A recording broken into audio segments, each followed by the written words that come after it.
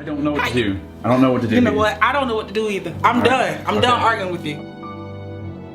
You don't think I know, huh?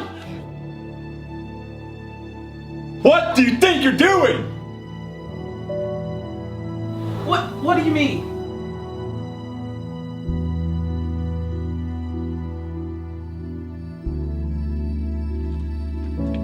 Hi, Jessica. Hi.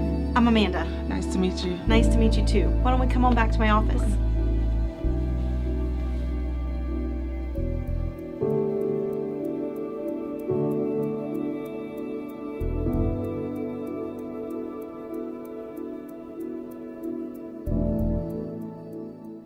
Thanks for coming in, Jessica. How are you feeling today?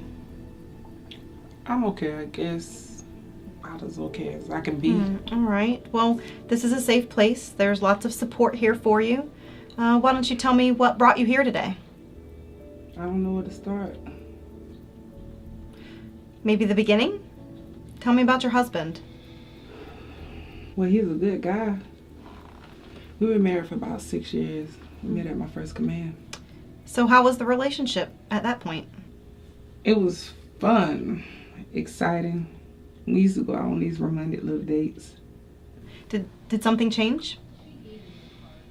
Well, things actually started to change when we moved in together.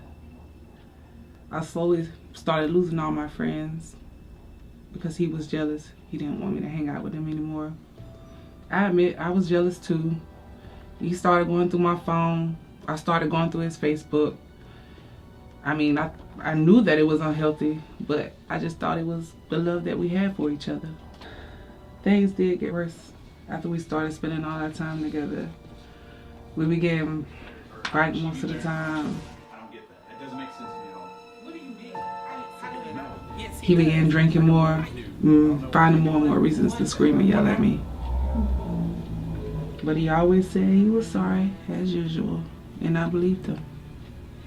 Well, you know, I hear a few things like controlling behaviors and maybe some things that are emotionally abusive. I'm curious though, has there ever been physical violence? Anything like pushing or hitting? About a year ago, he started becoming more aggressive. But he always said he was sorry, and I always believed that it would be the last time. Yesterday when I got home, our house was a mess.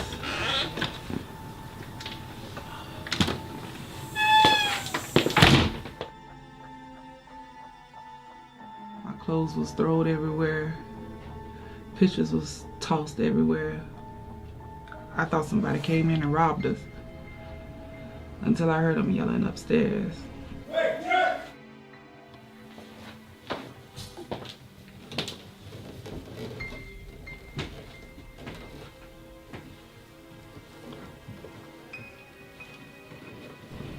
So when I walked upstairs and walked in our bedroom, he rushed me and just slammed me against the wall and started choking me. You don't think I know, huh?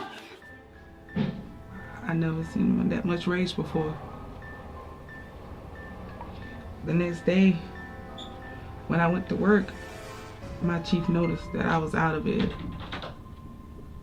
So she pulled me into her office and noticed the bruise on my neck when I turned my head away from her. That's when I broke down and started crying and told her I need help, and she brought me here. I'm really glad she did bring you here. The things that you're describing, they're domestic violence, and it's absolutely not okay for that to happen. So let me tell you a little bit about where we go from here. You have two reporting options. You can report unrestricted. This means your command and your husband's command will get notified, and they can help with things like military protective orders. It also means that you'll be connected to a victim advocate and a case manager. They can help with things like safety planning and ongoing support. And the family advocacy program will open a case to continue kind of monitoring the situation. You could choose unrestricted, or you could also choose restricted. Restricted cases mean there isn't a case, that the command isn't notified, but you do still receive all the same support you would receive otherwise. So you still can connect with a victim advocate and receive that ongoing support. I would like to file unrestricted. All right. So you haven't told the police or notified your command or told anyone else about the domestic situation? No, I haven't. Because you can only make restricted reports to medical personnel or victim advocates at Fleet and Family. So since you want to make an unrestricted report, would you also still want to talk to a victim advocate? Yes, I would like to talk to an advocate. That would be fine. I'm overwhelmed and most of all just hurt. That's really normal. I mean, and to be expected. You know, this doesn't get resolved in a day. It's an ongoing process. But it's really important that you know there's plenty of support here for you during that process, and that your safety is key. All right? So that victim advocate can help with that safety planning and talking you through that a little bit more. But since you're here now, I have a few more questions for you too. Okay.